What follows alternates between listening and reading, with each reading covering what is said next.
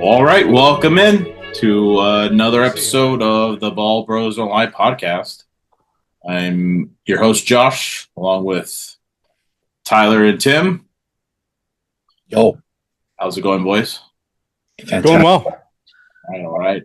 Today, like I said, is our top 15 tight ends. And we're going to get into the rankings of our tight ends.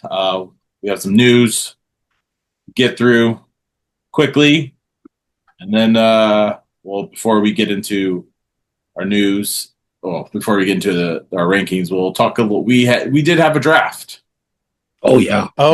We had our dynasty draft, which was well, if you can tell by that laugh by Tim, I think he feels like he took the draft, ran away with the draft, I should say. So he did have a nice run. We'll get into that. I'm trying to find the draft board for that, but I'll find it later. But a little quick news. Tyler, your boy, Scary Terry, your number 5 receiver or whatever. I think it was number 6. Okay. He's a holdout on OTAs. He's waiting for a new contract, which I don't blame him. You have to capitalize on that for last season. Yeah, absolutely.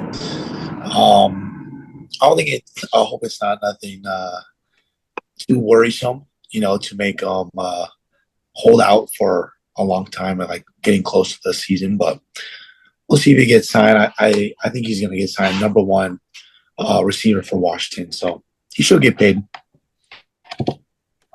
I think it's because he also saw Rashad Bateman got like a 3-year extension and got paid for his like somewhat decent season that he's had. So I think he feels like, hey, I've been producing for a lot longer than this guy's been in the league. So I don't blame him for all those years with crap quarterbacks. Yeah.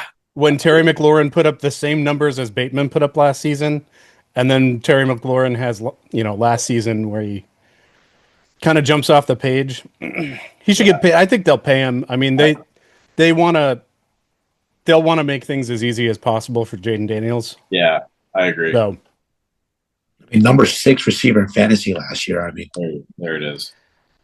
Also, then Nick Chubb signs with the Texans. I see this as a like a 1-2 punch for the Texans right now because Joe Mixon did get hurt last season and they were scrapping for a running back. Their 2 backups and just throwing them out there hoping for the best. And that offense was different without Joe. So absolutely. Once he came back, you can definitely tell that. But I actually kind of like it. I think it gives them another. I think he'll be like the short yardage. Maybe he'll probably take some touchdowns away, but I actually like it. So, and good for Nick Chubb. Yeah, for the team, it's great. I think it kind of brings down Joe Mixon's stock a little bit with Nick Chubb in the lineup. Yeah. I always like Nick Chubb.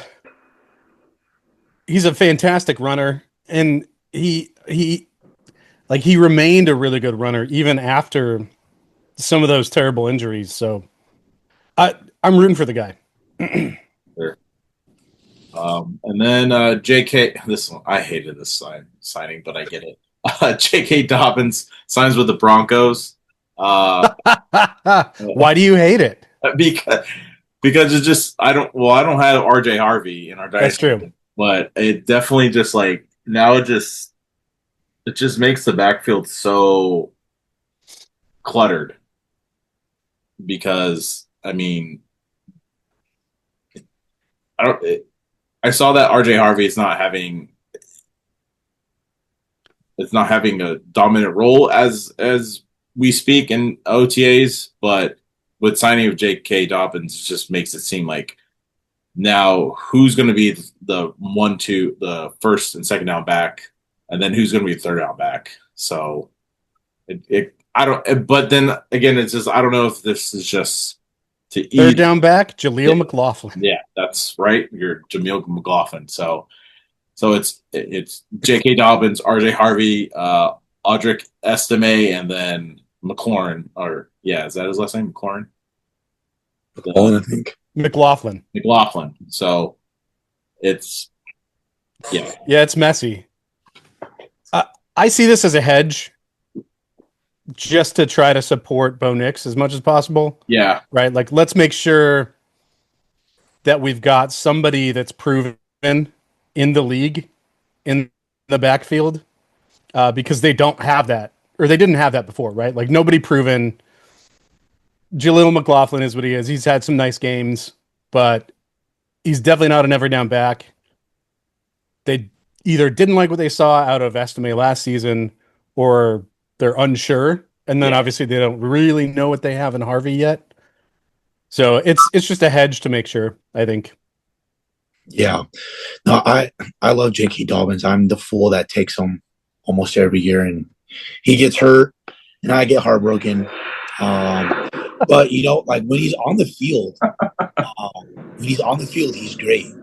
So if J.K. Dobbins can stay healthy, I think he could be like a starting running back for the team, and like a sleeper of a flex pick in fantasy if he can stay healthy, because when he's on the field he gets a lot of points. Yeah, he's definitely worth a late round flyer in redraft for sure. yeah, yeah. He'll definitely be drafted, and then he'll have like two like breakout games, and then he'll get hurt. So Yeah, hopefully that won't be like last year, but who knows? So yeah. So like we said, we had our dynasty draft. God, was it what two Sundays ago? yeah, I think so. It feels forever. So we'll just give you guys a little recap of what happened. Obviously, Tim and Tyler made a blockbuster trade. They swapped picks, and then Tim made another trade. He traded back into the first round and got K Rock BJJ's first round pick, and Moved up 3 or 4 I think he spots. moved up 4 spots. Yeah. So Tyler obviously took Ashton Genty. Let's go. Tim, you took Amari Hampton, Yep. and then our friend Big Matt. This was the for me. This is when the draft was going to start. It was either he was going to take Junkins, or he was going to take the top receiver.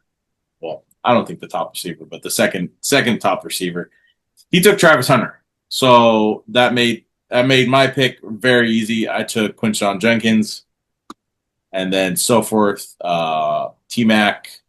The surprise actually was Mbuka went right after T Mac. I was very surprised that when he went that early. Then Harrison, RJ Harvey, and then Tim with your amazing pick. You took Caleb Johnson. That's right. First round picks, well done. Yeah. You got two of the best backs in the league right now. Young. It worked out just the way I was hoping. I was a little worried that the pick before me was going to take I'm not that interested in RJ Harvey, and after the Judkins or the Dobbins signing, I'm even less interested in RJ Harvey. Yeah. So I was worried that Caleb Johnson was going to go a pick ahead of me. Well, But yeah. it worked out. Even like I think that was before he signed with JK, even signed before. Oh yeah, for sure. Before that, but there was like a blurb of him having dinner with the Broncos. Even that would have scared him. Like, I don't want it. So even if if it didn't sign, I was still like, I don't want it. So, and then both the tight ends went back to back. Warren went first, then Loveland, and then Cam Ward went off the board, the last pick. Dang, I didn't think Cam was going to go in the first round, but yeah, I thought he was going to slide, and I was going to pick him, to be honest. And then second round, Tim, you got Scattaboo. You have Yes. you have I three. wanted him so three. bad. I wanted him so bad. Out of all the running backs, like on the board, you have two of the guys I was hoping that would come to me, but obviously that was hopes and dreams there. Then Tyler, you took Golden, very good pick. I like it. Yep. I thought you were going to take Higgins, but Higgins is looking nice in OTAs. I've seen a couple of videos of him making some catches, and he's looking good in OTAs right now. But Yeah. I got faith in Golden. and then so this was actually K Rock's first pick. He took Luther Burden for receiver, and then it went Harris, and then the other tight end, I can't even say his name. Colston Loveland. Oh no. No, all right. Emmanuel Ocha. He went to Florida.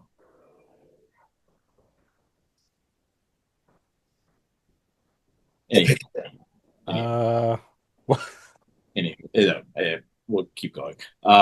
Then I took Jack Becksch, which I actually like. And then Tyler, were you trying to? Was that going to be your next pick? If I didn't, yeah, Jack Beck was going to be my next pick, and I was very disappointed when I saw him. But I was doing a lot of mock drafts, and it always had you taking Jack Beck, and I was getting sick and tired of it. But it happened, so I was prepared for it. Yeah, you took Kyle Williams. I like that pick though. I like Kyle Williams. I like him. I think he's I don't know what the New England offense is going to look like, but I like him actually coming out. And then another Desmond Martids went, and then tight end Ferguson. Which I was hoping he was going to go later, but that didn't happen. And then Tuten went, and then my favorite tight end of the draft is Mason Taylor, just because he's the son of Jason Taylor. Because I really like Jason Taylor, and I actually think he's going to do well. So 6'5", 250. Good lord. I mean, he's just bred. His uncle is Zach Thomas, so comes from good genes. On the Jets, though. Yeah, well, who knows? I don't know. I'm rising on Justin Fields this year a little bit. Yeah, running quarterback, so he'll get running for his life. Yeah, in all honesty, he won 4 games. Well, he played in 4 games. He won 3 out of the 4 when he was with the Steelers, and he looked good. Yeah, I'm no hate on him at all. So, and then we came around. Tim didn't have a 3rd round pick. He swapped. Well, you did. You swapped with the last play, not the guy. Did I have the last? Yeah, I had the last pick. Yeah, you had the last pick. You swapped picks with Justin. He took Blue, and then Tyler, you come back with the pick I thought you would do, Jackson Dart, which I was actually hoping he would come to me, but he didn't. Yeah, he was definitely on my target list. If I couldn't get Cam Ward, I was definitely targeting Jackson Dart in the 3rd round. I just think in Dynasty and Dynasty leagues, drafting a quarterback can always help with, even if you don't play him, if you have a starting quarterback already, it's draft capital and just a good way to get a good pick. Yeah. And he'll be a starting quarterback for sure, which I think.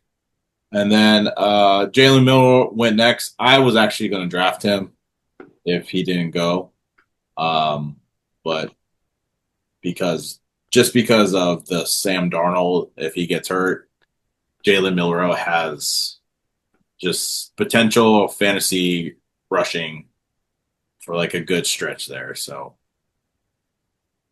do you have something to say, Tim? No. Oh, okay. And then I took Ollie Gordon. and then uh, Dylan Samson went next, and then a pick I really wanted was Jordan James. He went right before me. I had two more picks in this last round, so I took Woody Marks, and then I took Jalen Knoll, the other Iowa State receiver, which I For mean, Texans. yeah, for the Texans. And then Fannin went, Hunter went, Jay Rowland went, and then Tim, you took receiver. Stanford. Yeah. Oh yeah. Oh yeah, Alec Iomanor. Alec Iomanor. So that rounded out our dynasty. How do you And guys? then Oh, and then the Tyler proceeded to sign every and our fab budget wasn't turned on, and then Tyler just decided to add. I was trying to get more quarterbacks for draft capital. I know. Oh man, you picked up like three. You're adding three. But the next day, I didn't think you were gonna bet on it. But even if I did bet on it, I wasn't gonna get $20 on the fab. I think I was gonna bet probably like $10 or $12. But yeah. It was I kind of went hard on the fab with all the rookies because I knew there were going to be a lot left, which there was. So I just went hard on everyone that I wanted to pick up. So, but the fab will be reset at the beginning of the season. So I don't know if I used any of my dynasty league fab last year. Wow. I mean, you don't get a ton of opportunities. No, you really don't. I don't even remember. I don't even remember using him in mine. But oh well. So, with that being said, Tim, I take it you like who you picked. Oh yeah, I'm super excited. Getting 3 kind of lottery tickets on a really deep running back class. All guys that have really good opportunities. Yeah, I'm super stoked coming out of the draft.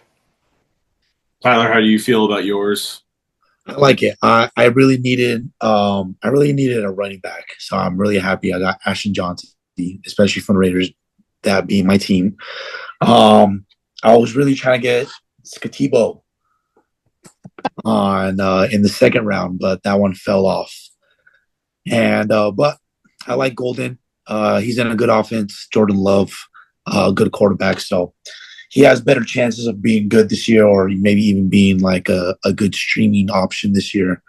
And then Jackson Dart, I think he's going to be, just a dime of a quarterback. So I'm happy he's on my team. Yeah, sure. I'm happy that I got one of the top 3 running backs for me, just because it was very our friend Matt, he had his 40th birthday party before, like the weekend before, and I was trying to get a feel what he was going to do, and he wasn't giving me anything, and so I just assumed he was going to take T-Mac, just because I mean he needed. I was looking at his roster; he definitely was like receiver. Hungry, like he needed receivers, so I was expecting him to take him, but he took Hunter, and it helped me, and I made my pick easy, and then I just try to load up on like the best available players coming around the next round, and so on and so forth. So, but yeah, it was a good first dynasty draft for us. So yeah, next year will be even more interesting. So, because we'll see how our teams do this year. Yeah, I think with Ashton Johnson in my lineup, I think I'm in the. You have last year I took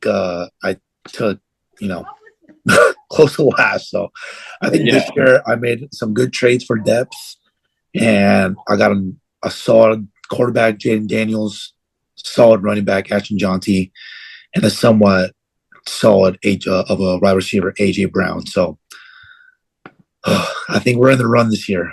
Yeah. Tim, is your team in championship contention or still rebuilding? I think I'm gonna consider it still rebuilding. Okay. Um, I'm really good at I have a lot of receivers, Yeah, and so I probably need to balance that out a little bit this year. I did trade. We can get into this more into the tight end conversation, but I did trade away my top tight end, and I'm heading into the season looking to start Tyler Higbee. So that's not great, Yeah. but we'll see if some moves can be made prior to the start of the season. Yeah. ooh, Yeah. For me, I give me one more year, and I think I'll be in contention. I'll be in the conversation, hopefully. So I have a lot of draft picks the next draft. I have like 2 first rounders, a couple seconds, but so 2 first rounders. yeah, I do. So Dang. I am I'm just hoping for another awesome running back to come out of college. I'm gonna do my research now and get on that train of whoever it is. So There's some coming. Jeremiah Love out of Notre yeah, Dame, yeah. and there's a kid at Penn State. See the next Saquon then. He came from Penn State. Uh, I don't know. But we'll see. His name's Nick Singleton. But there's a lot of it's going to be quarterback heavy. At least that's the projection right now. Yeah, that is projection now.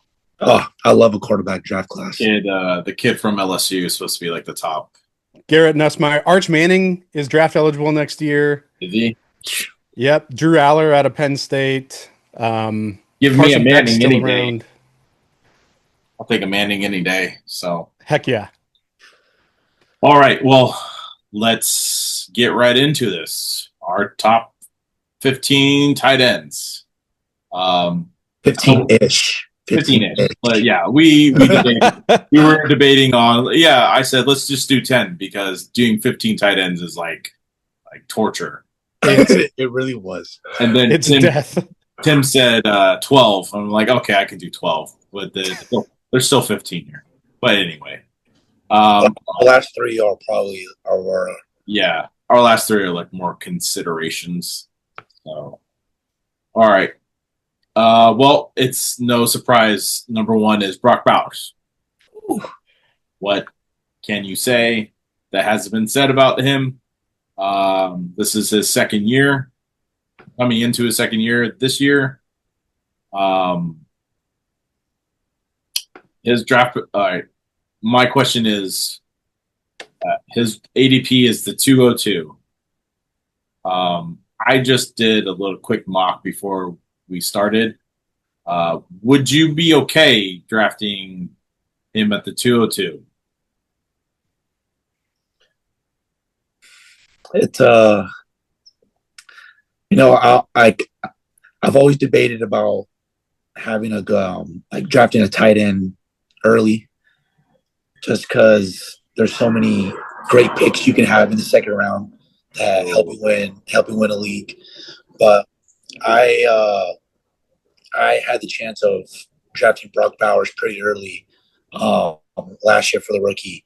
And I was saying I also traded for a tight end in my dynasty. And having a good tight end, takes a lot of weekly pressure of trying to stream one or trying to see who has the best matchup and, maybe not wasting fab, but, drafting a tight or getting a tight end off waivers and having to waste fab on that, So I think Brock Bowers at a 202 is a money pick. Yeah, I would be into it. I think that's an okay spot. I don't know that I'd be into taking him at the tail end of round one. Yeah. So Yeah, But first pick on he's Bowers. he's the best at the position. to give you some concept of what the team that drafted it, they drafted the first pick was B.J. Robinson, and then he's the sixth. It's the sixth team, so he got drafted at 207.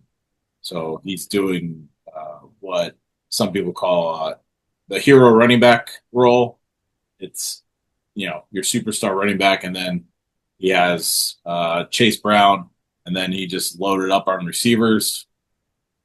Then has 2 more running backs, so it's definitely hero ball for him on that pick. So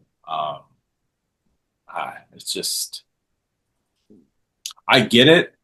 If you're in a a tight end Premier League, I would totally be behind this pick because you get extra points for your tight end, and especially with Brock Bowers, he has a better quarterback this year compared to Oh yeah. AOC, who was this? Well, who was the quarterback? Aiden O'Connell, and Jimmy Garoppolo. No, And Gardner Minshew for a while, right? yeah, it was Gardner to start with. So, but just gives you some. Brock Bowers this first week was tight end 5, and then the tight end 4 week 2, then he went 15, 23. Then he was the tight end 2 in week 5, then tight end 8, 5. So he's in the top 20 of, scoring, but he's very consistent. Just I think with Gino, he's going to be even better. I think his touchdowns will go up. Yep. Definitely this year. I think his targets will stay the same, but maybe 1 or 2 more. I heard that Chip Kelly, the offense, they're going to run a lot of 12 personnel, which means 2 tight ends, 1 running back. Love it. So Michael Mayer time. Let's go. Yeah. So I have Brock Bowers in the keeper league. Yeah. And one of my keepers is Jaden Daniels. Would you keep Brock Bowers over Derrick Henry? Yes. You'd keep Brock Bowers over Derrick Henry? Yes. Would you keep Bowers over JSN? Yes. Yeah. Bowers over Marvin Harrison? Yes. Sick. Nice. Yes. I I had to think about that one. I checked my bias right off the bat. Yeah. Well, I mean, in all honesty, like if you are in a keeper league and you have a rushing quarterback and then you have an elite tight end, you don't really need to think. You don't really need to think about who you're keeping that year because your rushing quarterback is going to get you an extra 5 or 6 points just by rushing the ball, and maybe a touchdown. And then you have an elite tight end at your position that you don't have to draft, and you can just load up on running backs and receivers and to not even worry about that position. Yeah. Like me, I will punt my tight end position. I don't like. Tight end. I'll probably pick Firemouth or the rookie, one of the rookies at the end of the rounds here because I will punt unless I don't get Kittle or Laporta. I'm punting the position. So I'd add one more to that mix, but we'll get there. okay. All right. Number two for us is number 2 consensus is Trey McBride. I have him at 2. Tim, you have him at 2. Tyler, you have him at 3. There's really, Tim, you're the Cardinal ambassador here. So give me something. Yeah, so he was the tight end 3 last year for fantasy. He did all that with 2 touchdowns. No. That's ridiculous. 2 touchdowns the entire season. Yeah, that will go up this year. It's definitely going to go up this year. 147 targets, you can't argue with that. I mean, basically, his season last year was almost identical to Brock Bowers. 6 fewer targets, 1 fewer catch, 50 fewer receiving yards, and then 3 fewer touchdowns. Yeah. So, I mean, those targets are still going to be there. They didn't add anybody as far as, somebody to take targets away. Yeah. Maybe Marv gets some extra, but Trey McBride's going to be featured just as much. And if Marv breaks out and is able to take the top off of defenses, I could see even more for Trey McBride underneath. So there's still potential there. Same thing with Brock Bowers, who doesn't have that kind of receiving threat that like a Marvin Harrison Jr. offers. But those touchdowns can go up for both of them. Yeah. Where's Trey McBride going in drafts? He went in this one he went before Brock. So Before Brock? yeah, well, it was Trey McBride then Brock Bowers in the Wow. second. So but I mean this is June. This is June 16th. This is very early. I'm sure that one's gonna flip flop back and forth like every other week. So I'd still take Brock would you still over take McBride. Okay. Yeah, for sure. Me too. I think that there's still untapped ceiling for Brock Bowers. Like, he didn't really come into his own until I would say week 5-ish. He had a couple good weeks before then, but like those targets really started to come his way in week 5. Yeah, so Brock, because Devontae Adams was still there, and then they traded him at the deadline. So he had week 1 8, 2 9, week 3 at 4, week 4 he had 3, then week 5 he had 12. I think that's when they traded Devontae. I'm guessing. Yeah, I think so.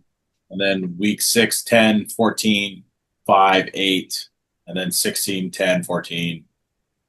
So when he had double digit targets, he was in the top 10 of tight ends. Yep. So that should say something with Trey McBride. I think he hasn't hit his ceiling. I think what we saw last season was his ceiling, and he only had 2 touchdowns. So yeah, and think about this, right? Like we're gonna get into George Kittle next, who had 8 touchdowns last year. Trey McBride has 6 career touchdowns across 3 seasons. Jeez, that is crazy. I think that's why Trey McBride is number 3, and we'll talk about George next. But I think that's why Trey McBride is number 3 and not number 2, just because of the touchdowns, and he's just not a touchdown tight end. Just a good old, just for PPR is great, but touchdowns lacking a lot. Yeah, for sure. And to do some comparison, Trey McBride had 2 weeks. He was a tight end. Well, actually 1, 2. He had 5 weeks where he was a tight end. He was a top 3 tight end. Brock Bowers had 2, 3, 4 weeks where he was a top 3 tight end. So, I mean, I honestly you can't go wrong with either one. You can't go wrong with either one, and I would be happy. Yes, I would probably take Brock Bowers first, but I would still be happy if someone was in front of me and they took Brock Bowers before me and Trey McBride was there still. I would be absolutely fine and happy with Trey McBride. So I just think we haven't seen the full potential of Trey McBride, and same thing with Brock, but I definitely think this is going to be a better year than it was last year with touchdowns. So I just remember, I don't know if it was the Rams game or the San Francisco game where they're just he got a touchdown, but it was a rush. It was the Chicago game. He got a touchdown on a fumble. I was like, hey, you got a touchdown. But everyone was like, no, it wasn't a receiving touchdown. Oh, God. And then it was all right, he has to get something against the Rams, and he does. And then he gets one against the Niners. So it's 2 weeks in a row he got a touchdown. So, all right, on to. Well, let's hope that continues. Yes, I do too. So, on to George Kittle. He's number 3. Georgie. I have him at 3. Oh, Kittle. Tim, you have him at 3. Tyler, you have him at 2. Just So more touchdowns, you know. you're all about the touchdowns. Especially with tight ends. Yeah. Yeah. I honestly think he's gonna have I think he's gonna be in the top 3 for the rest of the season. Yeah, absolutely. Because name another receiver on the Niners that's not Ricky Pearsall or Jennings. Because no Ayuk for like maybe 8 weeks, Yeah. even if that. And so you just have, and we don't know what McCaffrey is going to be like. We already discussed about how we all feel about McCaffrey. So I honestly think George is going to have a tremendous season this year. And yeah, for sure. Yeah. He was drafted in the 4th round. How do you feel about that in the 4th round? He's not going there this year. Yeah. No. Not in our league, that's for sure. But he's had seasons in the past where they haven't had good receivers. Yeah. You know, pre-Debo, and he's been an animal. Yeah. So there's precedent there already. And like his efficiency last year with Ayuk and with Debo. Actually, no, Ayuk missed half of the season last year. Yeah, he missed quite a bit. You missed most of the season. So now that Debo's gone, maybe Pearsall takes a step forward, but even then, right, they're going to be relying on him. I mean, 78 catches last year on 94 targets. That's 60 targets fewer than Brock Bowers had, which is nuts. Yeah. He still had 1,100 receiving yards, 8 touchdowns.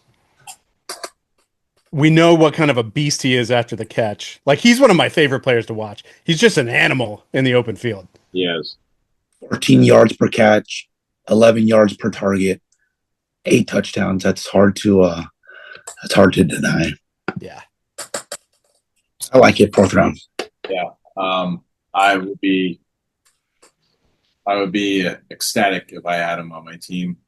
So that means I don't have to worry about tight end for the rest of the season, unless he gets hurt. But yeah. All right. On to number 4, Sam Laporta. Tim, you have him at 4. I have him at 4. Tyler, you have him at 5. What can I say about Sam Laporta that hasn't been said, or is I don't know. I don't know. That's my problem with Sam. Yeah, last year it's really tough to know what to predict for the coming season. Yeah. His targets were down by nearly 40 last year, and his receptions were down, 26 from the year before. Granted, the year before he was tight end 1, but still a good touchdown total. Yeah. I've got to think that maybe those targets come back a little bit, but there's a lot of mouths to feed in that Detroit offense. I don't know. I think what we saw from him last season is probably close to his floor. For sure. For sure. Yeah, I think Sam Laporta, just in the high-powered offense of Detroit, kind of brings him down in my rankings. But I would take Sam Laporta.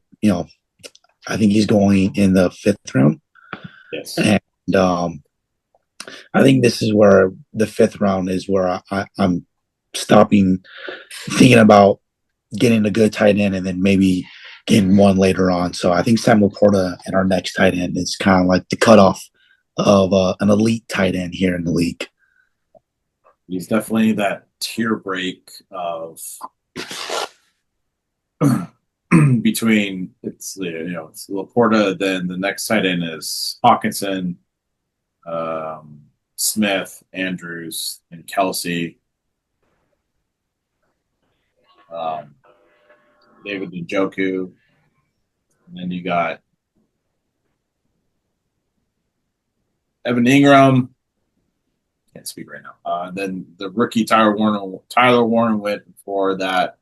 after that, and then you got just a cluster of Kraft, Kincaid, Ferguson, and then the rest of the time. So Yeah. he's definitely that tier break of if you don't have if you are thinking about getting a tight end and you are not liking, you know, you're not liking the receivers that are there or you're not liking the running backs there, I think that's where you have to take the tight end at that tier. So Yeah, the tier break for me is all of these guys have a really high floor, right? yeah, Like they're unless there's an injury, you can't go wrong. I mean, Kittle in the fourth and Laporta in the fifth, I'm all in on those, right? If I'm picking in the fifth and I've snagged two running backs and two receivers, I'm totally ecstatic to end up with Laporta on Yeah, for top of sure. those. I agree. Um, so a few things with Sam Laporta, there was he did have like 4 games or he was not in the top 20. Um, he only broke the top three once. He was a tight end, or actually, let me re-say that. Twice he was a tight end one in week 15 and the tight end three in week 10. So yeah, I just don't know what the offense is gonna be like for the Lions this year because of losing Ben Johnson, and then there's a lot of talk of Jameson Williams being another big focal point of this offense. Like this is supposed to be like people have him as a breakout this year. Yeah. Yeah, for sure. So, but I would, yeah. It's like what you said, Tim. That tier break, Sam Porta is that tier break for me, and if I'm there, I probably would take him too. So. All right, moving on to number 5 is T.J. Hawkinson. I have him at 5. Tyler, you have him at 4. Tim, you have him at 6. You're the lowest on him. What is there's something about him that I don't know, just because I don't know. That's my feelings is I don't know about him right now because uh, he's on the Vikings. He has Justin Jefferson and Jordan Addison uh, on both sides of him. Then there's him, and now you have JJ McCarthy throwing him the ball. So he's going in the 6th round. He's at the turn. So this is that tier break that you were talking about. Yeah, I don't know. When he's healthy, When he's healthy, he's he's great. reliable. Yeah. Yeah. Like he's super consistent, right? I mean, through his career, 2020, tight end 5, 101 targets, 723 yards, Yeah. 6 touchdowns. Yeah. 2021 missed a third of the season. 2022, tight end 2, 6 touchdowns, 900 receiving yards. 2023, tight end 4, 960 receiving yards, 5 touchdowns. Last year, missed half the season. Yeah. But his stats are like exactly The same. 50% of everything Yeah. of the previous seasons. Yeah. Yeah, I was just about to say that. Out of 6 years, when he's healthy and he plays the season, he's in the top 5 tight ends. So Yeah. he's definitely an elite tight end when he's on, but he's kind of like the Christian McCaffrey of tight ends, where you don't know if he's going to get hurt or if he'll burn you. And I also just traded for him in the dynasty league. So I'm a little biased with him in my rankings, hoping this is a top 5 season for TJ Hawkinson. Yeah. Yeah. I mean, and he's really close in that tier break, right? Because his floor is he's got a high floor. He's on a good offense. We'll see with the quarterback. I think everybody thinks that he's going to be good, but he's not flashy, right? He's on an offense with Justin Jefferson and Jordan Addison who get all the attention. Yeah. And he just kind of goes about his business. He's consistent as long as he's healthy, and you know what you're going to get. So again, I'd be super comfy with him in the 6th round. Yeah. yeah, as when he came back, which was week 9. He was tight end 28, which not great, but then the next week he was in the top 10 in tight end 6, then dropped to the 36 in week 11, then tight end 4, week 12, and then tight end 29, and not he didn't break the top 10 in the rest of the season. So um, I'm I don't It's tough. It's tough to draft him. It's tough to draft him Very, I would just because if I he might get injured, and yeah, then you're streaming tight ends for the rest of the season, and like the guy Yeah, the this is kind of where it feels like it starts to get a little gross yeah with the tight ends. it does. yeah, for sure. But even this, so I just put myself at the turn at the 12, and the pick was Waddle, then Hawkinson, and I just like ugh. Oh, and then the next team 11 picked Jameson Williams. I'm like, I would rather pick the receiver over. I would take Jameson over him. So I'm of the class of I'm just going to punt the tight end if I don't get, like I said before, if I don't get the top 4 guys.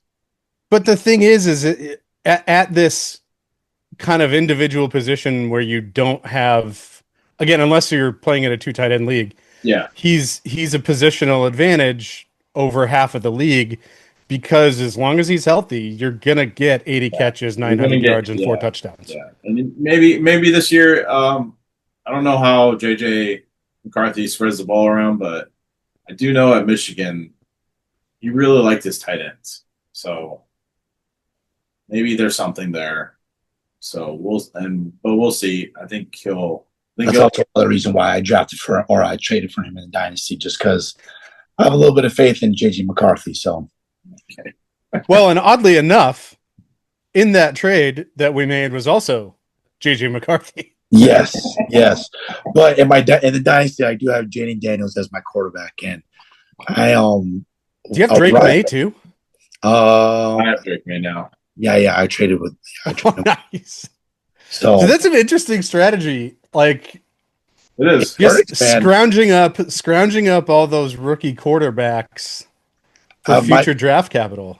Dude, I love Jaden Daniels. I'm all in on him, and I got Michael Penix left, and now I have Jackson Dart. So I would try to ditch Penix before the season if I were you.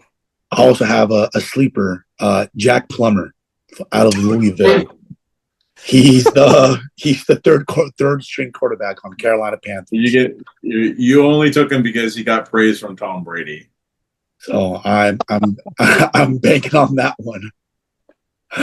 Oh my gosh. Is that Jake Plummer's son or something? I have no idea.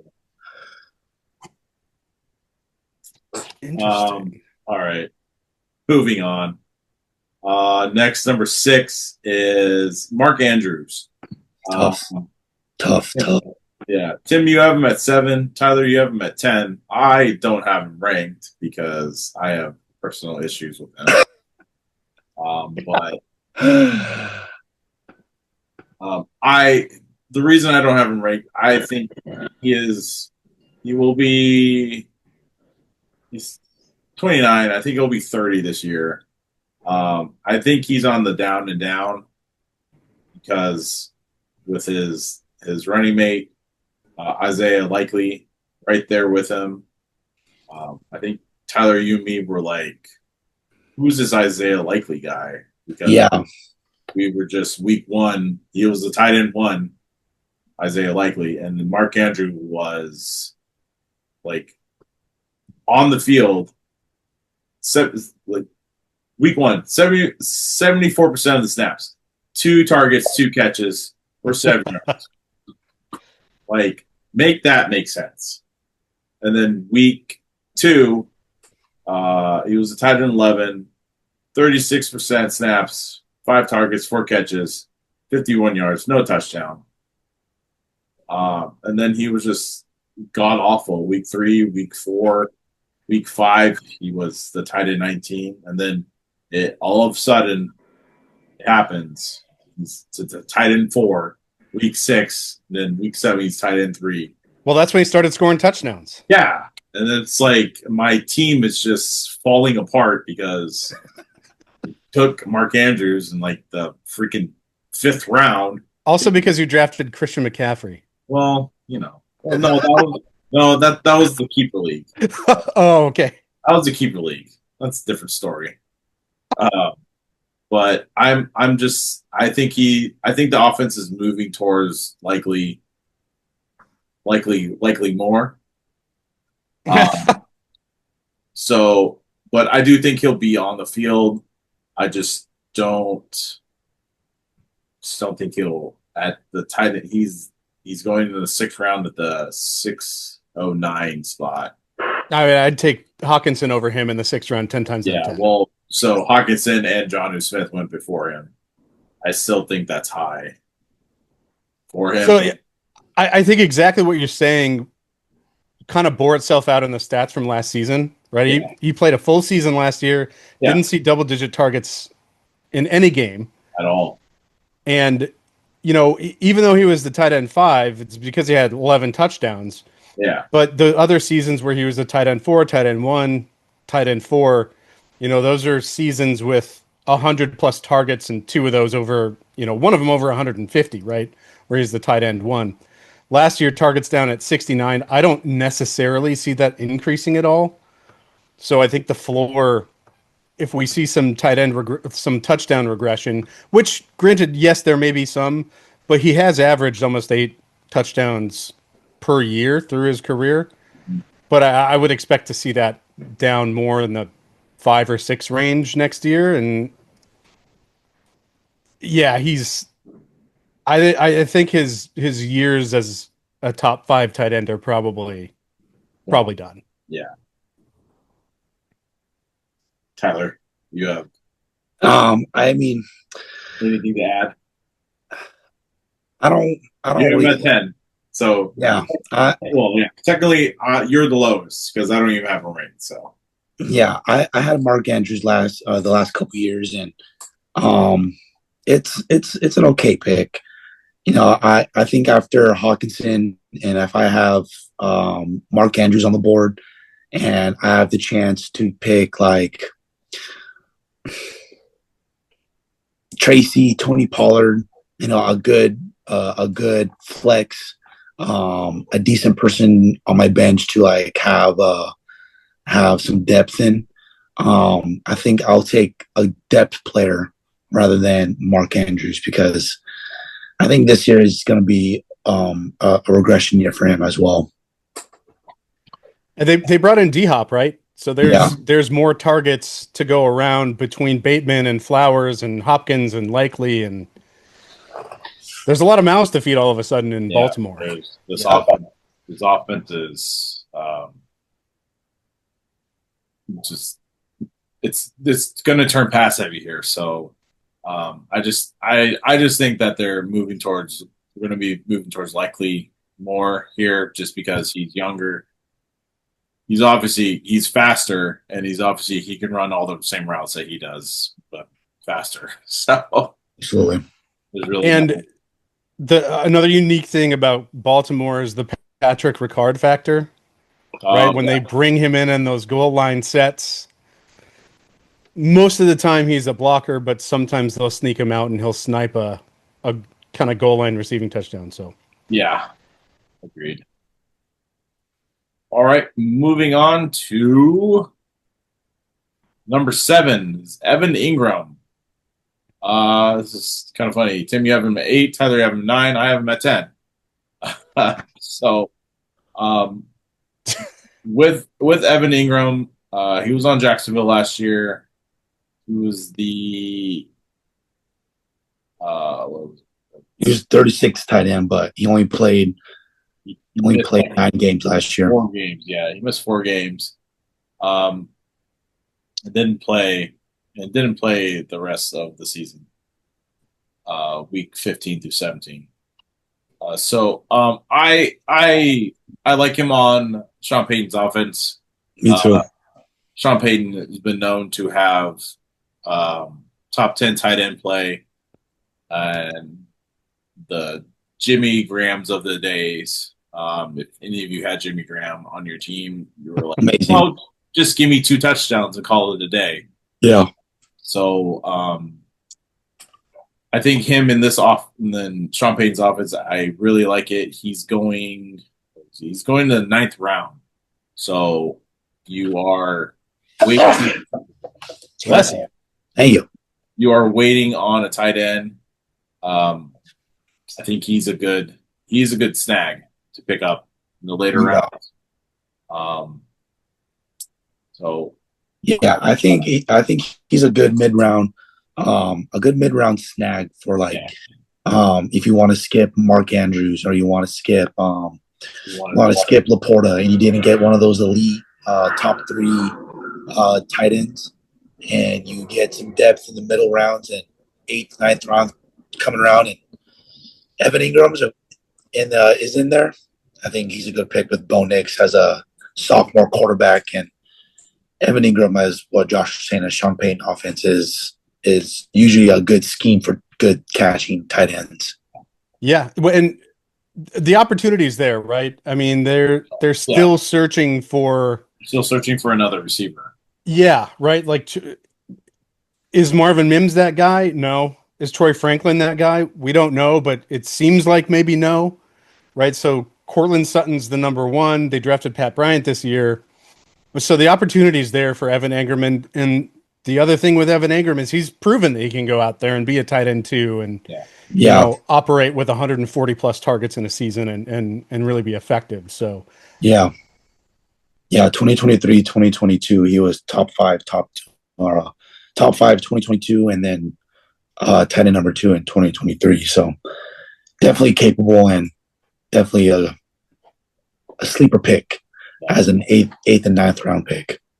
that's a good sleeper pick. I wouldn't. I wouldn't mind him on my team at all, especially uh, you're drafting later for a tight end. I like it a lot. So, yeah. and we'll have to see how uh, he is. He's called the Joker position. I guess that's what Sean Payton's offense is. So, whatever that is, all I know is it's a lot of movement for Sean Payton, and he's probably going to be emotional a lot. And knowing Sean Payton, he will scheme him open, and hopefully Bo Nix just peppers him with targets. And Yeah, I'm definitely targeting Evan Ingram and yeah, as on my teams and redrafts. yeah, for sure, I will too. So, all right. On to number 8 is David Njoku. I have him at 9, and you two both have him at 12. Yeah, Njoku is on the Browns, and the Browns, well, Browns are going to be the Browns. The only reason he is, if Joe Flacco plays, I think this is a better pick. I would be okay having him on my team too. Joe Flacco is a quarterback. Now that being said, we have no idea if Joe Flacco is going to be the quarterback. We have no idea. This quarterback depth chart is just so funny. Yeah, it is. So, Njoku was tight end. I think 11. 11, yeah, Last. tight end 11 last year. He's going to the 8-11, so he's going towards the end of the turn. Um, he is 28, so I don't. It's, it's going to be an interesting year for him in the Browns. So, Yeah. yeah, it all depends on who's this quarterback, and if it's Joe, I would definitely take him there. If it's not, then I'm not going to touch a single receiver or tight end of the Browns. yeah. It's just a disaster of a pick. I feel like. Yeah. I'm not touching David Njoku. Just full stop. I mean, I'm just Stop. not. Full stop. I'm not taking him. I got burned like 5 years ago and 6 years ago, and might be 7 years ago also Yeah, and by this David Njoku. Yeah, in this mock draft, there's Najee Harris being around him, Caleb Johnson, Jacoby Myers, even Debo Oh Samuel. yeah, I'm taking all of those players before Njoku. yeah. Also, fun fact: lowest yards per catch of his career last season. And Well, granted, that probably has a lot to do with the quarterback situation. But again, with the quarterback depth chart, I like Joe Flacco. Like, I don't hate it, Joe. I just hope that's him. he everywhere he goes and steps in, he's been good. So Um, my question is, so would you? He's going to 8011 here. Would you take? Would you wait and take Tyler Warren or the other rookie Loveland over him? Take a chance. Yeah, I take the chances with the rookie tight ends over Njoku. yeah, I mean, and you could double up at the end of the draft too, right? Yeah, You take one of the rookies, and then a round or two later, maybe you hedge that with like Fryermuth or something. yeah. How about?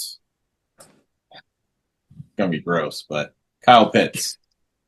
Oh, Oh, I got absolutely can destroyed I by can Cal. I opt out of the rest of this conversation? All right, I'll give you actually. I'll give you another one.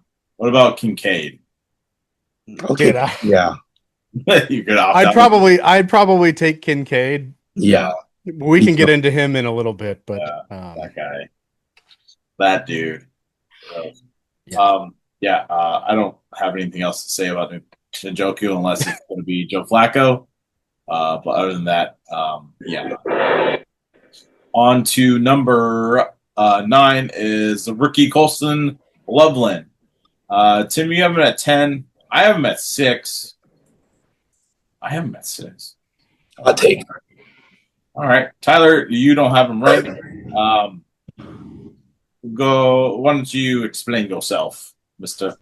Um, well, the latest news is that he is unsure about his status for training camp because he has a shoulder injury. He's making his way back from shoulder surgery. I thought that was the receiver. Uh, I don't know, but this was 5 days ago, according to Sleeper. So that's kind of something to think about. And I don't know, DJ Moore and Roma Odunze were supposed to be a good wide receiver duo last year with Caleb Williams, and just didn't really happen. So I don't know. I just don't believe in the quarterback play with Caleb Williams yet to have a high floor, high ceiling kind of thing with Colston Loveland as tight end. And I think that the Bears might be like go to bring him along slowly because they have Cole Kmet. Yeah, that too. They know exactly what they have in Cole Kmet. Cole Kmet's Yeah. been good. And besides DJ Moore and Roma Odunze, they drafted Luther Burden in the second round. So they've invested heavily at receiver, 3 receivers, plus Cole Kmet, plus Colston Loveland is 5 mouths to feed on an offense that wasn't great in the passing game last year. Yeah. You want to know who was the tight end 1 with Ben Johnson? Sam Laporta. Yep. So That's an interesting aspect for sure. So the reason why I have him at 6 is because he is he's a first round pick, 1, and Sam Laporta on his rookie year he was tight end 1. Ooh. And he had 10 touchdowns that year. That was just a year that it was like, who's the Sam Laporta guy out of Iowa? That's just lighting the world on fire right now. So that's why I have Colton Loveland there, is because I do believe, I understand that they have, who's it, Cole Kmet there. I understand, but Ben Johnson, like, handpicked this guy himself. Interesting. This is his guy. I just think he will produce. If he doesn't start, I definitely give him the second half of showing up. Okay. Tight ends do not unless they're Brock Bowers. They don't really produce the first half of the season just because they are trying to get used to one assignment and blocking and learning how to actually be a tight end in the NFL. It's a lot different than other positions. So, And maybe that's something that Ben Johnson has specialized in simplifying. I don't know I don't that know for a either. fact, Yeah, but it could be. The thing with Laporta, though, is he had so much less competition, right? His sure. backup in 2023 was Brock Wright, who's the same guy who's still there. Yeah, And he was competing with, obviously, Amon-Ra St. Brown. And then the other two receivers are Marvin Jones and Josh Reynolds. yeah. Yeah. So, I mean, we'll definitely see the what his role will be in the offense. But yeah, I like him.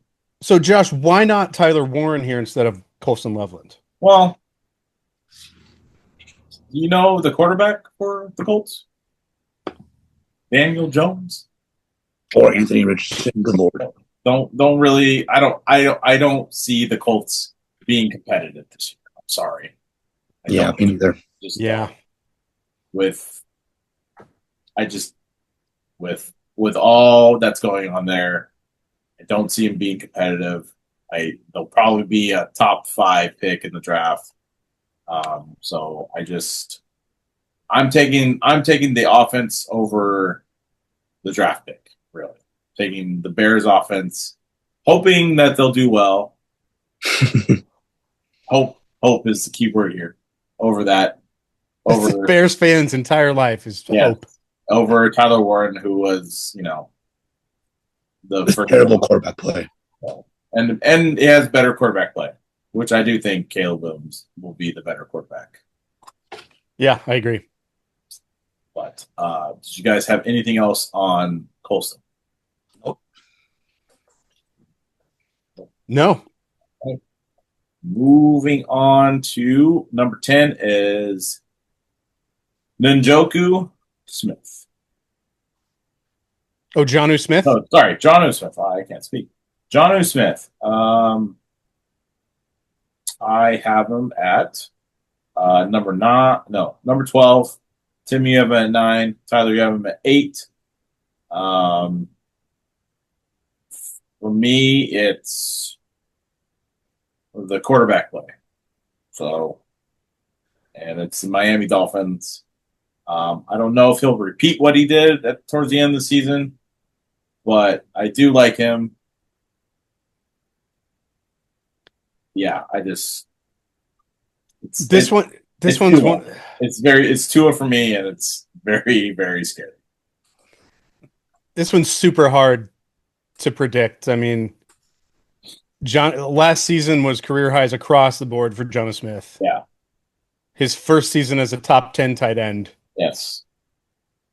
Had lots of touchdowns, lots of targets, lots of yards. Yeah.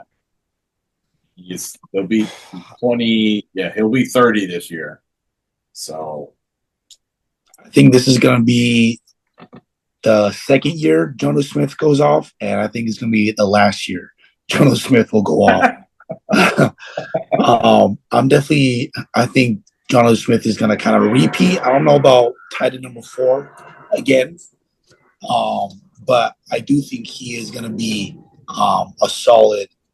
He's going in the 7th round, right where Mark Andrews is going, and I think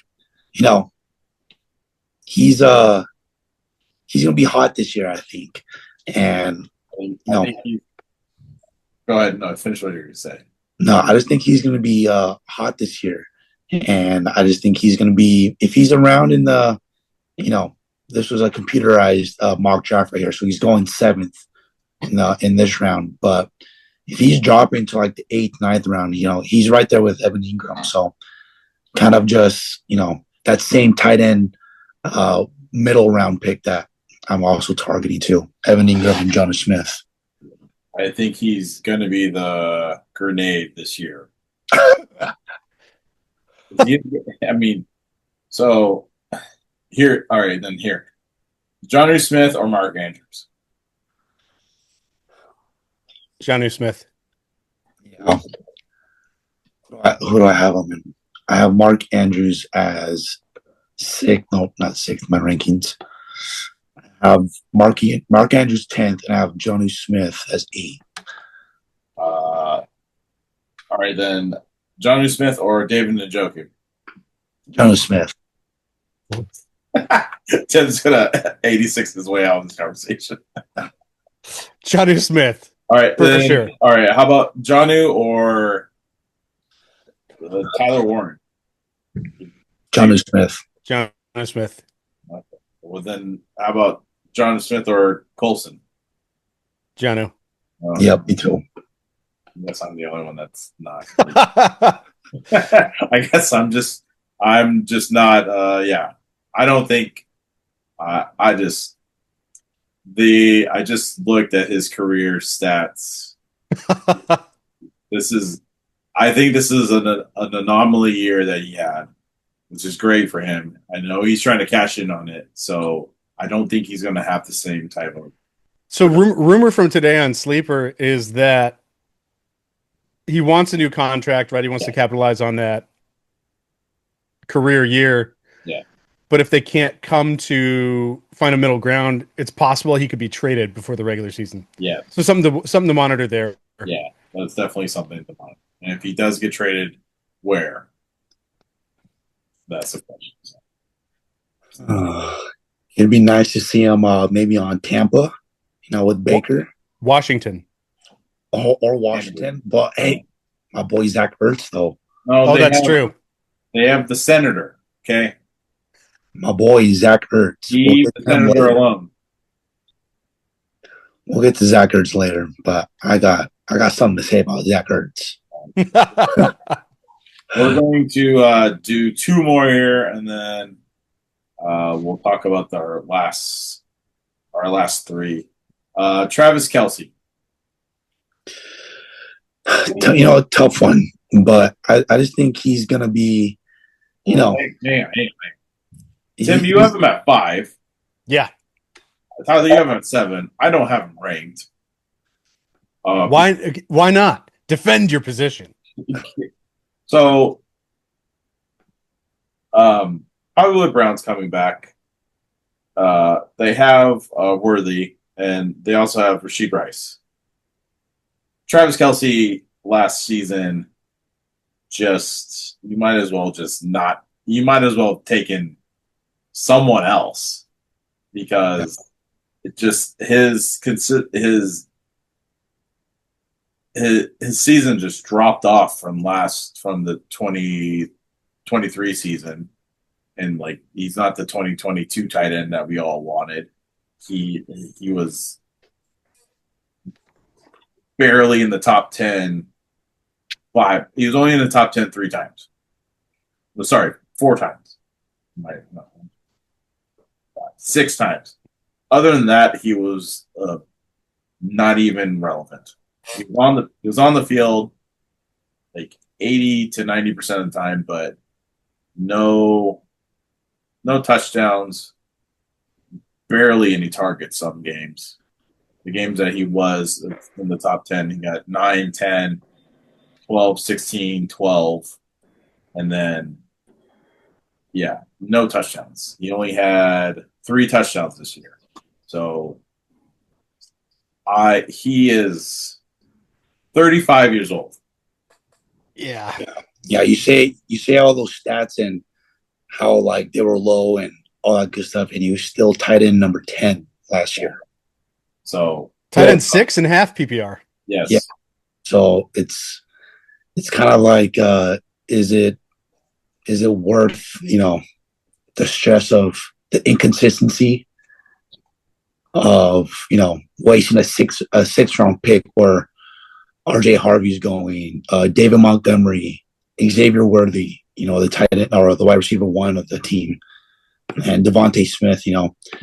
I don't know if Travis Kelce is worth the pick at 6 in the 6th round over those players. I would rather take a rookie running back over him. Yeah, lowest touchdown numbers of his career, lowest yards per catch, lowest yards per target. But still, I think the upside, right? He's coming back. They're still going to feed him the ball. He had 133 targets last year, 97 receptions. I still think he's north of 100 targets, and you could probably bank on him for 700 to 800 yards, which puts him in like the top half of most of the tight end rankings, right? Like right in Yeah, that Hawkinson range. But it is he's still just the name gets him a premium in drafts. For yeah. sure. So would you take him or Hawkinson? I would probably take Hawkinson. Yeah, I'm taking Hawkinson over Travis Kelsey. Travis Kelsey or Mark Andrews? I don't know if they're close to the same draft capital, but I'm taking Travis Kelsey over Mark Andrews. they're around they're around apart. Um, ugh. I guess I'll take Travis. Yeah, but it's a changing of the guard for sure it for really tight is. ends. It's like when freaking Jimmy Graham was on the decline. It's like it's Jimmy Graham. The name alone will get you like 6 touchdowns. So it's I just don't trust it after last season. Like I know it's probably just like maybe a one off, but I just with the receivers that they have and the way that they use Rasheed Rice, it just like Hollywood was like showed up like halfway through the season, and I just think their receivers are better than what they're going to put out for Travis Kelsey.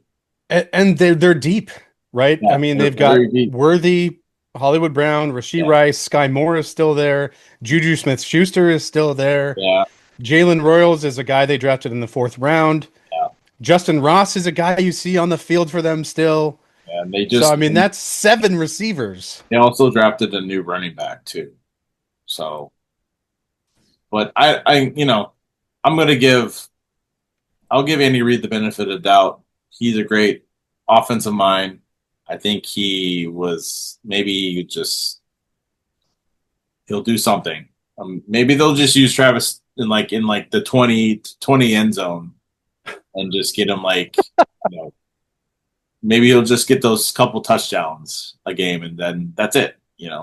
By the end of the season, Travis Kelsey's just out there on like one crutch, just yeah, tiny timming himself tiny around the thing. field. Yeah, so I'm just yeah. Apparently, he lost 25 pounds this offseason on that, Well, glamorous Hollywood diet. So well, that's probably why he wasn't doing well because he was traveling the world and dancing on stage with Taylor Swift. So eating caviar and eating potato caviar, chips. So all right, Nice. yeah, it does sound nice. Number 12 is Dalton Kincaid. Tim, you got him 11. I have him 11. Tyler, you don't have him ranked. So what's up, Tyler? Why don't you like Kincaid? I I just don't know. I don't know if Trust me, I don't know either. And I had him. yeah, I don't know. I don't know. I just don't like the pick. Dalton Kincaid. He was tight end 30 last year, played 13 games. Last year, 2023, tight end 11. Um, you know, not the greatest. 450 yards. His yards per catch is nice, which is 10 yards per catch. And also 2 tight ends both years. So I don't know, just not a pick that I'm eyeing later in the rounds. He's going in the 10th round. You know, I'm definitely trying to get a tight end before the 10th round just because I'm not trying to stream and have that as a weekly stress. Yeah, I don't know that the Bills are ever going to figure out the right fit for him. And Yeah, I don't know. I think more in general, like I just don't know what the Bills are doing in the passing game from a receiver standpoint. Like I don't think they have a number one. No, they Like don't. Khalil Shakir. I traded for He's him a in fifth Bannock. round pick. The I fifth, mean, yeah. Well, I mean, it's And you have Keon Coleman too. Coleman, and then, um, yeah, I don't know either. He only had, Joshua Palmer's there. I yeah, mean, Elijah Moore, Curtis Samuel. It's just a bunch of like Elijah Moore and Curtis Samuel, and the same thing. Like Laviska Chenault is there, right? Those are all gimmick guys. Khalil Shakir's undersized, but he's effective. Joshua Palmer was okay-ish for a couple of games yeah. with the Chargers, and Keon Coleman. I just don't see him as a volume number one guy. I mean, and our Leds has Dawson Knox as the tight end one for the Bills, so it's just I mean, I don't know. yeah, Knox is still there too. Wow. Colson, he only had four 10 zone targets and one end zone target. So he got one TD out of those four end zone targets. Wasn't on the just in 2023. He had a stretch there. He was in the top 10 for week 7 through 11, and then kind of tapered off at the end there. But it was very clear that like they want to get him the ball. But then this last season, it was like, well, what are you doing with him? Like he only played like maybe barely half the snaps, and then he got hurt, and then he just wasn't relevant.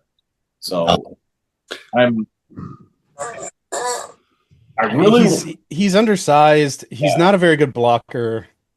I think for the Bills, he's tough to keep on the field yeah, because he's limited in some of those areas. So it's almost like he gets kind of folded into that like 6 or 7 man receiver room yeah, in Buffalo. yeah. I don't know. 2 touchdowns last year too. Yeah, gross. That's because James Cook took him all. Yeah, James Yeah. Cook took all the balls. Would you? So No, no, okay. Uh, Tucker Kraft is going before him. Would you take Kraft over Kincaid, or would you take Turd Ferguson? I have Tucker Kraft before Dalton Kincaid, so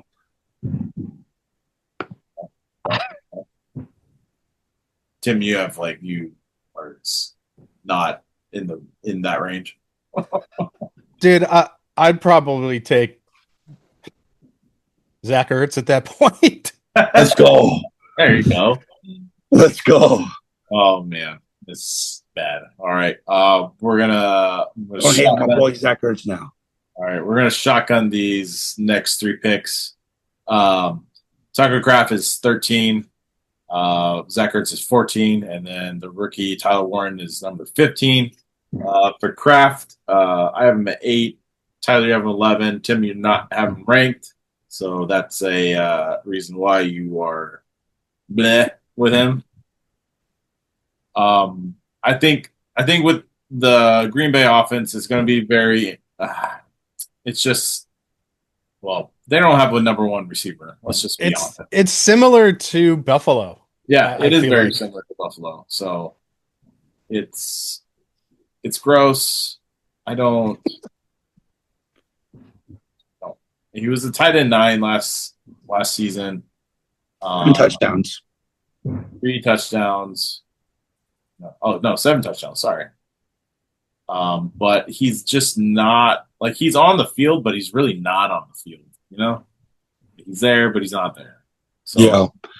No, I think this is where, if I didn't get an elite tight end and I didn't get a Jonnu or an Evan Ingram in the 7th, 8th round, I'm taking my chances over with Tucker Kraft in the Green Bay offense because last year was his best year going into his 3rd year.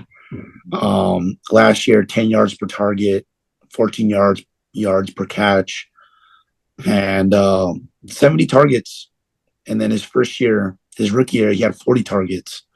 So his target share is going up over there in Green Bay, and you never know. The 3rd year might be the better year out of all three. Tight end number 7 last year too. So I don't LaFleur, know. yeah, LaFleur just I don't know. needs more. But Tucker Craft in the 10th round. If you got all your positions filled up, I think that's a tight end that you can. He's consistent. He's played 17 games both his years, so he's a consistent tight end. You don't have to, might not have the best game every week, but definitely a tight end that you can, rely on to play on every week. Tim, you want to add anything else, or are you bleh? No.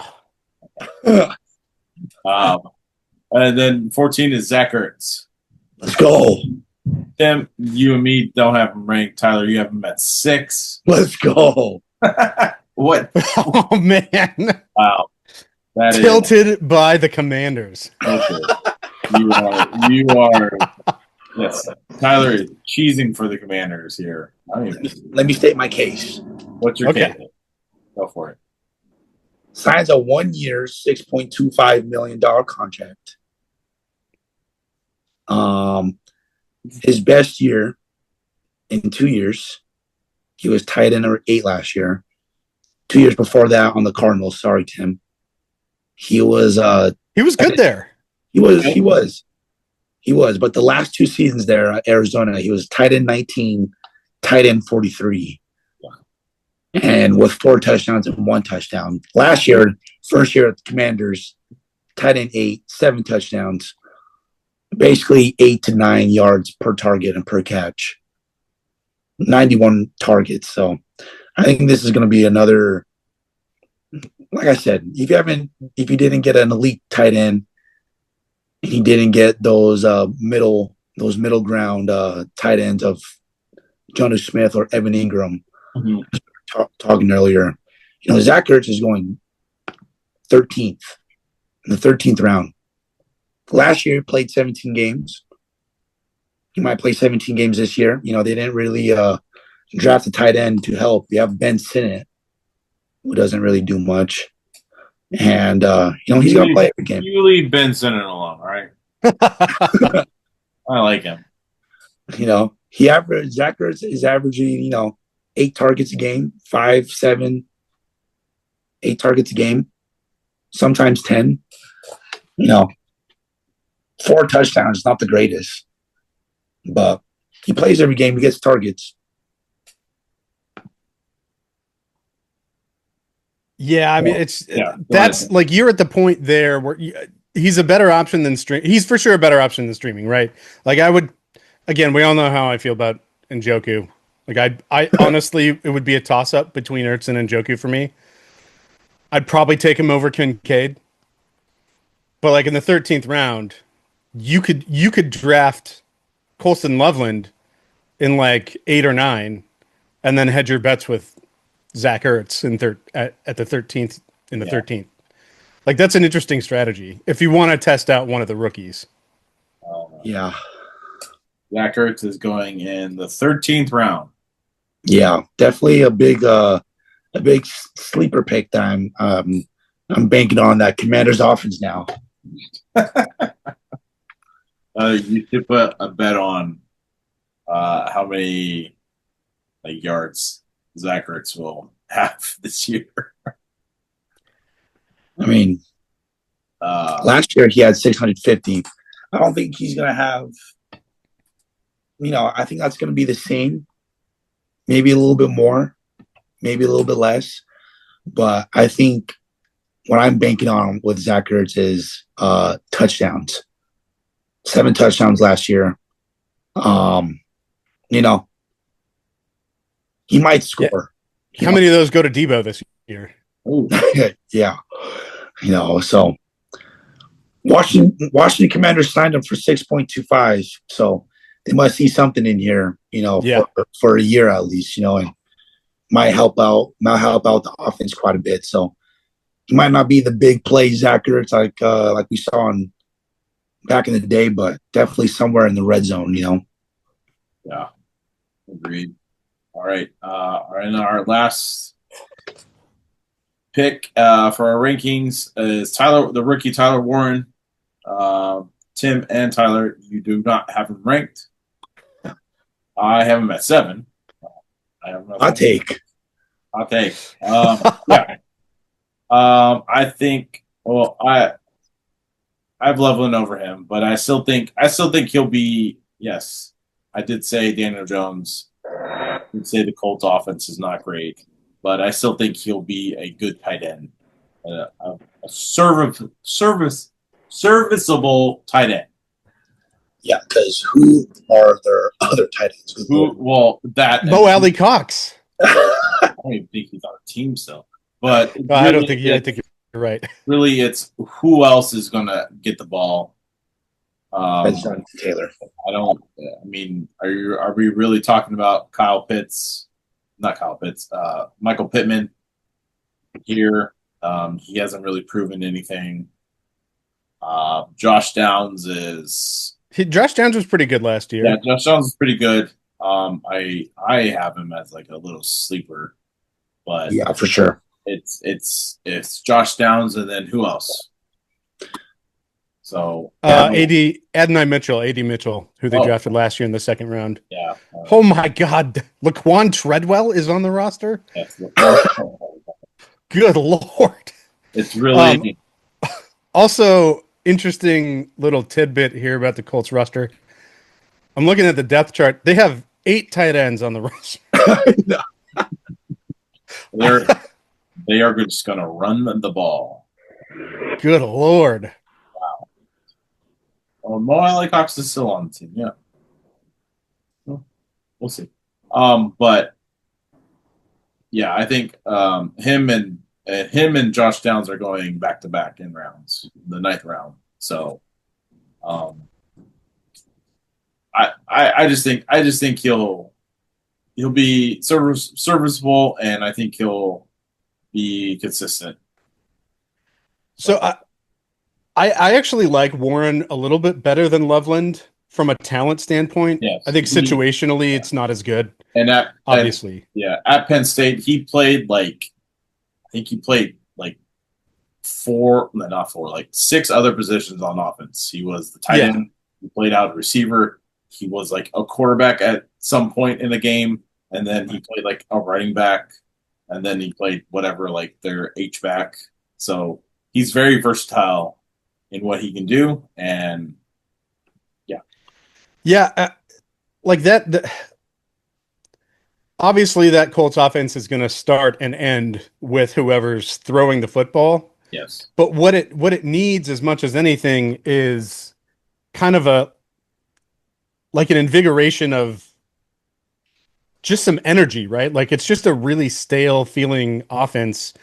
And everybody thought Anthony Richardson was going to be that. And sure, he can run, but he doesn't do almost anything else well. But like Tyler Warren's really interesting to me because I was doing some research and I came across his NFL.com draft profile. And the NFL comparison is Jeremy Shockey, who was like awesome for fantasy back in the day. And I've always kind of compared George Kittle to Jeremy Shockey. Like they're in that same mold, really violent after the catch runner guys, super athletic. And Tyler Warren's in that same mold. So I think it's really interesting, especially if they get creative and move him around. Yeah. It could be really interesting. Yeah, I agree. Yeah, with all these I feel like with the last 3 or 4 tight ends we talked about, it's just really tough picks.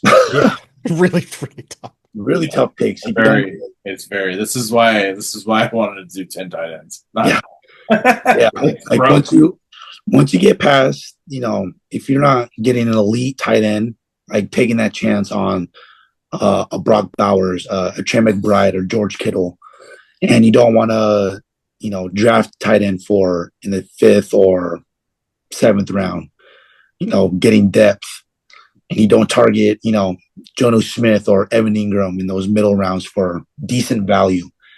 You're really looking at, trying to stream a good tight end for the week, so it's so hard. It's way harder than streaming a defense or kickers. Yeah. So it's, I feel like it's worth it draft an elite tight end or, have your eyes open for a 7th, 8th round tight end rather than dealing with these headaches down here. Totally. There's no like the worst time, like the least fun time for me in fantasy football is when I have to stream tight ends. And it's Yeah. like, okay, all right, who am I looking at this week? Like, am I going to go with Hunter Henry Yeah. or Chiga Okonkwo? Yeah. Or like Tyler Conklin's okay, but still, I'm not that interested. Yeah. And I feel like we didn't talk about him on the today, but tight end from Steeler, Pat Fryermuth. Pat Fryermuth, I was going to ask about that. Like, why Josh didn't have him in there? Yeah, me too. And Pat Fryermuth is going in the 10th round. Zach Ertz is going in the 13th round. I feel like those are a couple late round tight ends you can kind of bank on. Hopefully, both played 17 games last year. Both had 7 touchdowns. Maybe a late Hail Mary in the draft. Well, this was before Aaron Rodgers signed, so. Oh, okay, sure. No, I've watched Pat play. I know what he can. Hasn't done. There's nothing flashy about Pat Fryermuth. He's just like a catch and go type of guy, and that's about it. You're not gonna get like a top 10 tight end every week. Like, yeah, he was tight end number 9 last year. Yeah, he was a tight end 9 last year, which was okay. But like, you're not getting. He was only in the top 3 twice, but it's not really saying much. So, but he doesn't get many targets. I think the highest amount of targets we got was, it was week 18. He got 11, but the second highest was week 4. He got 7 targets off of 5 receiving yards, 1 touchdown, but the yardage is not there. It's like 50 yards. Like, that's the highest. I mean, the highest amount of yards he's got was 85. So there's nothing special about it. There's nothing. Yeah. So would you take him over Kincaid? Yes. Dalton Kincaid's going in the 10th round, and Fryermuth is in the 12th. Yeah. Would you take him? Would you take him over Zach Ertz? No. Yes. Ooh. Well, I mean, it's really like Pat Fryermuth's going to the 12th, and then Ertz is going to the 13th. So,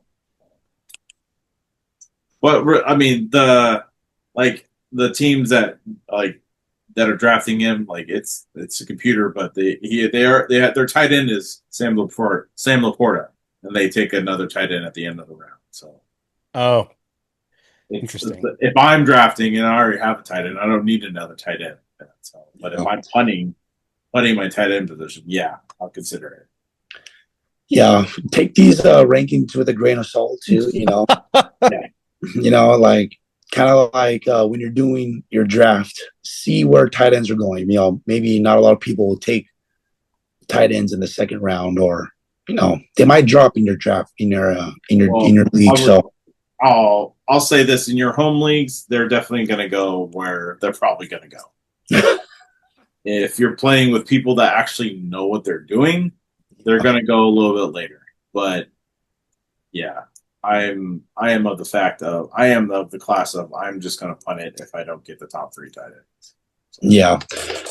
Yeah. This year I'm definitely targeting an elite tight end. If that doesn't happen, I have a couple mid-round picks, and then if not, I got Zach Ertz, 13th round. I like that. Well, I mean, I'll say Isaiah Likely went in the 14th round. And yeah, I was going to say, I feel like that's low. It's very low. It is very low from, what he did last season. So, there's a couple of sleepers out there. Yeah, and this is June, so we're not like in prime mock season. Once once training camp hits, then you'll get like a lot of ADPs will jump up. A lot of guys that were going in the later rounds will probably go up one or two spots, 1 or 2 rounds. So Yeah. especially if it's like the rookies, if they get good buzz, they'll definitely jump up a little bit. Um, if Likely is like getting great buzz in camp, he's definitely going to jump up. So Yeah. Super deep sleeper. I'm pretty high on Gunnar Helm out of Texas. Drafted in the 4th round by Tennessee. Tennessee's a total wild card on offense this year. I mean, they're starting Calvin Ridley, Tyler Lockett, or the ghost of Tyler Lockett, and Van Jefferson at receiver. mm, Chiga Conquo is still the tight end 1, but Gunnar Helm carried that Texas passing game for the entire season last year. where did he go? Texas, University of Texas. No, what? Who drafted? Oh, the Tennessee Titans. Oh, Interesting. Okay. trying to find him. So just a call out there. Probably not going to be drafted in any redraft leagues. Just keep an eye Yep. on the waiver wire. Yeah, he's not being. I don't even know who that was. I think I picked him up in the. We're going. In the dynasty. Yeah. Clever. Damn it. Yeah, All let's right. double check. Yep, there he is. Yeah, I picked him up. Yep, there he is. Also picked up Taysom Hill. We did. Uh, All right. Well, that will wrap up our top 15 tight ends. Top 15-ish. Top 10 vintage. 12-ish. 12-ish. Let's do 12-ish. So thank you all for listening. Please like and subscribe to the podcast. Please follow us on our YouTube and Instagram and our TikTok for all our immediate updates. And we will see you guys next time. Let's go.